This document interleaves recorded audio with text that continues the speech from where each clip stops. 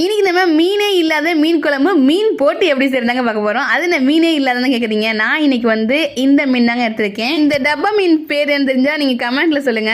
ஒரு புளி எடுத்துக்கோங்க. புளி இந்த அளவுக்கு எடுத்துட்டு இது என்ன செய்யுங்கன்னா கலனில் ஊறப்பட்டுக்கோங்க. ரொம்ப டேஸ்டியா இருக்குங்க. ஆனும் அடுத்ததான் சின்ன வெங்காயத்தை நறுக்கிக்கோங்க. நறுக்கி எடுத்துக்கோங்க. கடாயில் கொஞ்சமா எண்ணெய் ஊற்றிக்கோங்க.